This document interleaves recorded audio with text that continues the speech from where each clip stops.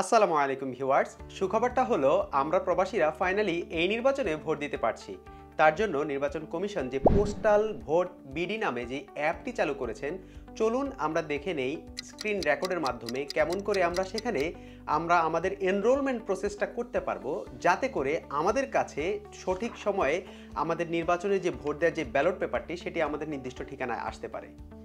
তার জন্য আমাদেরকে প্রথমে যেটি করতে হবে, আমরা আমাদের অ্যান্ড্রয়েডের প্লে স্টোর অথবা যদি কেউ অ্যাপল থাকে তাহলে অ্যাপ স্টোর থেকে আমাদের অ্যাপটি ডাউনলোড করে নিতে হবে। পোস্টাল ভোট বিডি নামে সার্চ দিলেই আমরা এই অ্যাপটি পাবো। ডাউনলোড করার পর আমরা যখন অ্যাপটি ওপেন করব, আমরা দেখব ভাষা নির্বাচন করার জন্য আমাদের দুটি অপশন আছে, একটি হচ্ছে বাংলা আর একটি হচ্ছে ইংলিশ। আমরা আমাদের চয়েস অনুযায়ী সেটি নেয়ার পরেই আমাদেরকে কিছু ইনস্ট্রাকশন দেখাবে। এই ইনস্ট্রাকশনগুলো আমাদের পড়া খুবই জরুরি, কারণ আমরা জানবো যে আমাদের নেক্সট এনরোলমেন্ট প্রসেসে কি কি আমাদের লাগবে, নির্বাচন কমিশন আমাদের থেকে কি কি ইনফরমেশন নেবে। এই যেমন ধরেন আপনার পাসপোর্ট থাকা লাগবে হাতে, আপনার এনআইডি থাকা লাগবে হাতে, একটা ওয়েল লাইট এরিয়াতে আপনার থাকতে হবে যাতে করে আপনি যখন ছবি তুলবেন আপনার প্রপার লাইট থাকে, এবং আরও কিছু প্রসেস আছে সেগুলো সম্পর্কে আপনার পড়ে নেওয়া উচিত। তারপর আপনি যখন নেক্সট বাটনে ক্লিক করবেন, আপনি দেখবেন আপনার লোকেশন শেয়ারের জন্য একটা অপশন চাচ্ছে। আপনাকে অবশ্যই আপনার লোকেশন শেয়ারটি করতে হবে, কারণ এই নির্বাচন কমিশন এটাকে এমনভাবে তৈরি করেছে যাতে করে কোনো ইউজার এটাকে মিস ইউজ না করতে পারে। আপনি যেই লোকেশনে আছেন সেখানে যখন আপনি ক্লিক করবেন তখন সেটি দেখাবে যে ওকে আপনি ওই লোকেশনে। লোকেশন শেয়ার করার পর আমরা দেখতে পারবো সেখানে লগ ইন অথবা রেজিস্ট্রেশন দুটি অপশন আছে। আমাদের অবশ্যই রেজিস্ট্রেশন অপশনে ক্লিক করতে হবে, কারণ আমরা যখন একবার রেজিস্ট্রেশন করব তারপরই লগ ইন করতে পারবো। রেজিস্ট্রেশন অপশনে ক্লিক করার পর আপনি দেখবেন অটোমেটিক্যালি আপনার যেই লোকেশনে আপনি আছেন সেটি শো করছে। ফর এক্সাম্পল, আমার যে স্ক্রিন রেকর্ড সেটি আমরা জাপান থেকে করেছি, তাই দেখেন সেখানে জাপান উঠছে। তারপর আপনি দেখবেন আপনার কাছে মোবাইল নাম্বার চাচ্ছে, যেটি হচ্ছে একটা ম্যান্ডেটরি, আপনাকে মোবাইল নাম্বারটা দিতেই হবে। অপশনাল হিসেবে আপনি চাইলে আপনার ইমেল আইডিটা দিতে পারেন।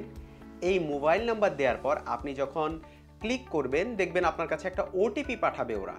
এই ওটিপিটা যখন আপনি দিবেন, একটা ওয়ান টাইম পাসওয়ার্ড আপনার মেসেজের মাধ্যমে আসবে, সেটি যখন আপনি এখানে দিবেন, দেওয়ার পরেই আপনাকে তারা 10 মিনিট সময় দিবে আপনার যে অ্যাকাউন্টটা ক্রিয়েট করেছেন তার পাসওয়ার্ড চেঞ্জ করার জন্য, পাসওয়ার্ড সেট করার জন্য। পাসওয়ার্ড সেট করার জন্য আপনাকে মিনিমাম 8টা লেটার ব্যবহার করতে হবে।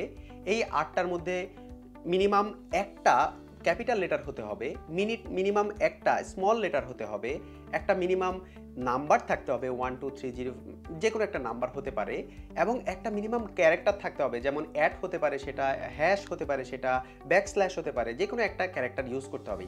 এই 4টার কম্বিনেশনে আপনি মিনিমাম 8টা লেটার নিয়ে আপনাকে এই পাসওয়ার্ডটা বানাতে হবে। যদি দেখেন যে আপনার পাসওয়ার্ডটা নিচ্ছে না, আপনি একটু ইনস্ট্রাকশনটা দেখেন কোনটা আপনি মিস করছেন, ক্যাপিটাল লেটার মিস করলেন নাকি স্মল লেটার, নাকি হ্যাশট্যাগ আই মিন ক্যারেক্টার, নাকি আপনি মিস করছেন কোনো একটা নাম্বার। সেগুলোর কম্বিনেশনে আপনার এই পাসওয়ার্ডটা সেট করতে হবে।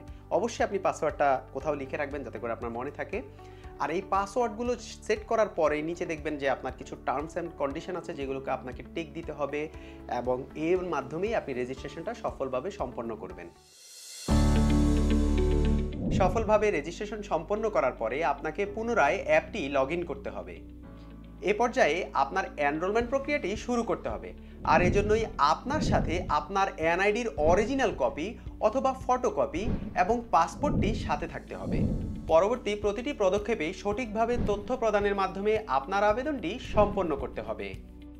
জাতীয় পরিচয়পত্রের যাচাইকরণ। এই পর্যায়ে নির্দেশনা অনুযায়ী আপনার জাতীয় পরিচয়পত্রের ছবি তুলতে হবে। সঠিকভাবে ছবি তোলা হলে জমা দিন বাটনে ক্লিক করুন, আর যদি সঠিক না হয় আবার চেষ্টা করুন। সবকিছু ঠিক থাকলে পরবর্তী বাটনে ক্লিক করুন। পাসপোর্টের তথ্য প্রদান। জাতীয় পরিচয়পত্রের যাচাই কার্য সফল হলে এ পর্যায়ে আপনাকে পাসপোর্টের তথ্য দিতে হবে।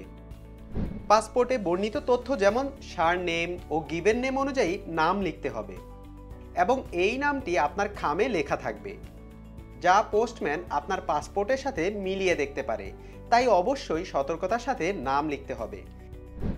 এছাড়াও পাসপোর্টের অন্যান্য তথ্য যেমন পাসপোর্ট নাম্বার, এক্সপায়ারি ডেট সঠিকভাবে পূরণ করতে হবে। এরপর বৈদেশিক ঠিকানা পেজে গিয়ে যে ঠিকানায় পোস্টাল ব্যালট পেতে চান তা সঠিকভাবে লিখুন। আপনার সকল প্রক্রিয়া সফলভাবে শেষ হবার পর আপনার প্রদানকৃত সকল তথ্যের বৈধতা যাচাই করার জন্য আপনাকে কয়েকদিন অথবা কয়েক ঘন্টা অপেক্ষা করতে হবে। আপনার সকল তথ্য বৈধ প্রমাণিত হলে আপনার অ্যাপে সাকসেসফুল মেসেজ দেখানো হবে। এরপরেই আপনাকে অপেক্ষা করতে হবে আপনার পোস্টাল ব্যালটটি আপনার হাতে আসার জন্য। সেটি হাতে আসার পর আপনাকে আরও কিছু নির্দিষ্ট প্রসিজার ফলো করতে হবে। এই যেমন ধরেন আপনার খামে থাকা বারকোডটি আপনাকে স্ক্যান করতে হবে। সেটি করার পরে আপনি অ্যাপে আপনার নির্দিষ্ট যেই এলাকার প্রার্থী তার নির্দিষ্ট প্রতীক সেগুলো দেখতে পারবেন। সেই অনুযায়ী আপনি আপনার ব্যালটে আপনি টিক চিহ্ন অথবা ক্রস চিহ্ন দিবেন। তার আরও কিছু প্রসিজার ফলো করে এরপর আপনি সেই খামটি ভরে আপনি নির্দিষ্ট পোস্টাল ব্যালটে দিবেন। সেগুলো কেমন করে করবেন আমি আমার পরবর্তী এপিসোডে দেখাবো। ততক্ষণ পর্যন্ত রাকিবুল অন পয়েন্টের সাথেই থাকুন সাবস্ক্রাইব করে। আজকের জন্য বিদায়। আসসালামু আলাইকুম।